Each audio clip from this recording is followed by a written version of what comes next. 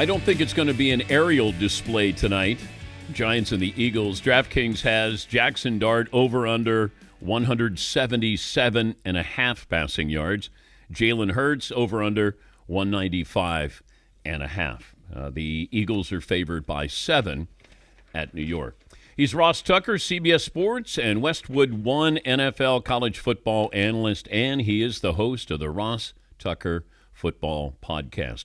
He called the Niners-Rams last weekend, Air Force and Navy as well. He's got the Monday night game between the Bears and the Commanders. Always good to see, Ross. What do you expect out of this Eagle offense now? Because I'm confused that they're still, it seems like, trying to find their identity of what kind of offense they are or they want to be. I think, Dan, that they're going to get back to what they had success with last year, which is running the football. Now, they have not run it as well this year as they did last year. I think the biggest reason for that is probably the offensive line.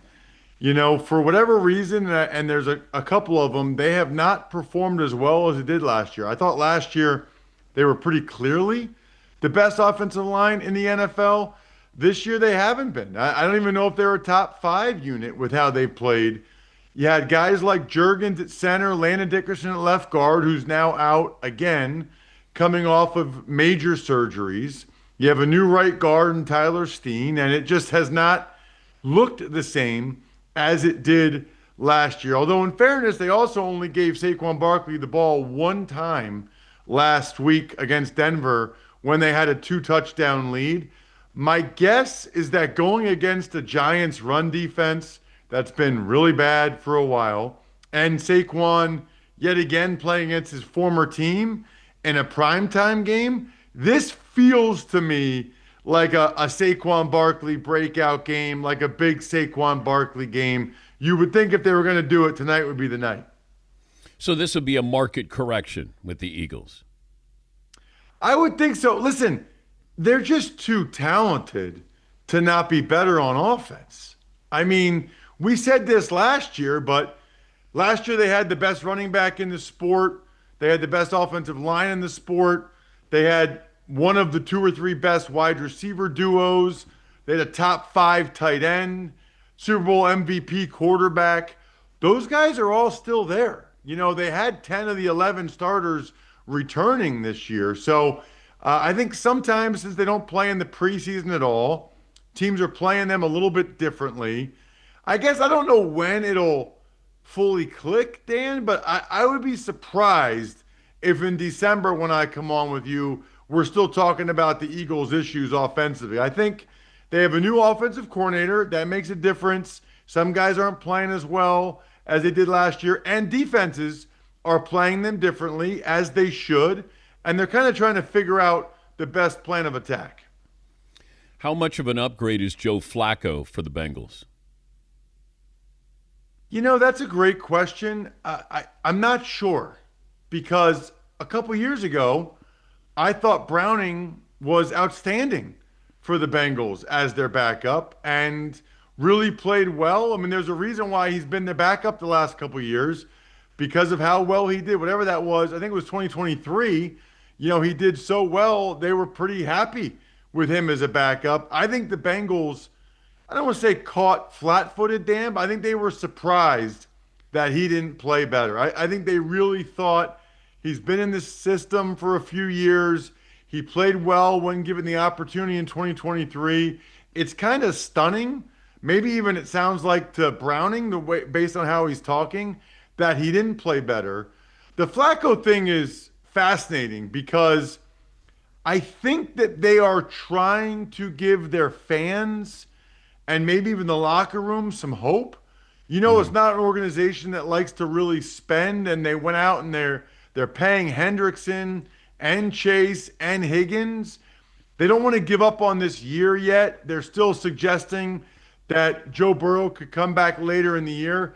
I would just say this, Dan, I highly doubt it. I mean, I highly doubt we will see Joe Burrow this season. I guess if Flacco can surprise us and they're still in the playoff race in December, then maybe Burrow would try to come back at that point. But I don't think they'll still be in the playoff race at that point. I don't think Flacco will play that well. I think if Flacco was playing that well, he would still be the quarterback in Cleveland, although he also didn't have these receivers. We've seen Flacco a couple years ago when he took the Browns to the playoffs, throwing all over the place. I know this much, Dan. He's 40. He's made over $200 million. He doesn't care. I mean, it should be entertaining as heck. I'm hoping that Flacco just chucks it to Higgins and Chase and that the Bengals become very, very entertaining, if nothing else. The Browns situation, they've moved on now where you ship Flacco to Cincinnati. Now you have your two rookies in there. And I thought Dylan Gabriel handled being overseas, your first start, and against a complex defense like the Vikings. But I just wonder, and the Browns are doing what I was hoping they would do. Let's give these two kids enough of a runway where we're going to find out if they're a starting quarterback. Maybe they're destined to be a backup quarterback. But what do you make of this situation? Are the Browns saying we're waiting until next year already by making this move, by getting rid of Flacco? They are very clearly, how they always say we have one eye on the president, one eye on the future. Well, the Browns at this point have like a magnifying glass on that eye that's looking at the future. I mean, just look at the trades they've made this week, okay? You move on from Flacco. You're not doing that because you're trying to win more games this year. You're doing that because you want to take a look at both Gabriel and Shedeur Sanders. And I do think Shedeur, unless Gabriel plays very, very well, I would imagine that we would see Shedeur for at least 3 or 4 games this year. Because I think they want to know at the end of this year, is Gabriel a 1, 2, or 3? Is Shedeur a 1, 2, or 3? What do we have? And then they make this trade yesterday with the Jaguars flopping cornerbacks. Think about that, okay? Why would they do that? Because Greg Newsome is a free agent after this season. They probably don't want to pay Greg Newsome the huge money he's going to get. Tyson Campbell, meanwhile, got his big contract before last season. The Jaguars have already given him the big bonus, already given him a lot of the guaranteed money. So now the Browns have Tyson Campbell cost controlled for the rest of this year, 2026, 2027.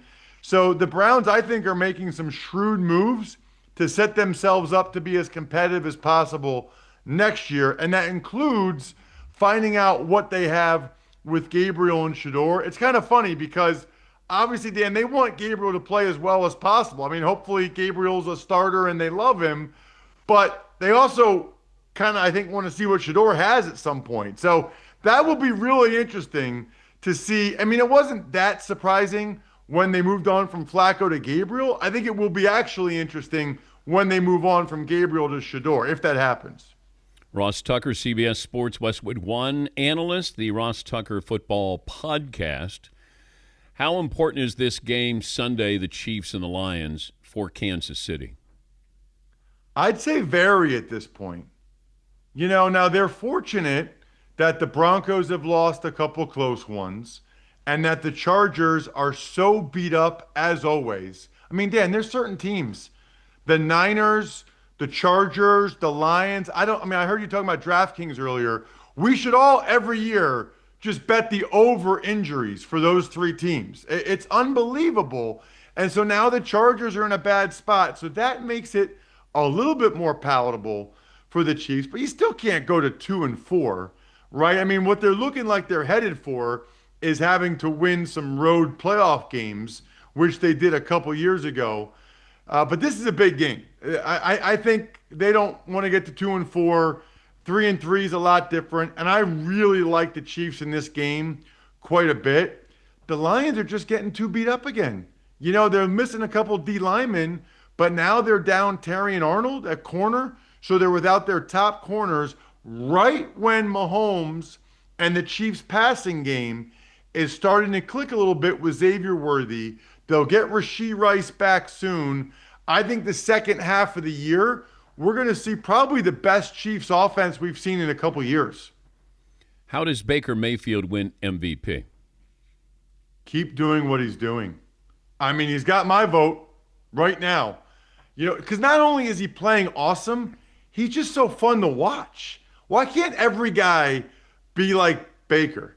It is funny, though, because when he was in Cleveland and would act certain ways, people would say he was brash or immature. Now that he's winning and he's with the Bucks, now it's moxie and guts. Like he said, I'm still acting the same. I'm just playing better. And there's a lot of truth to that, but love watching him. Listen, they have been so beat up on their offensive line, and they haven't had a game yet with both Mike Evans and Chris Godwin.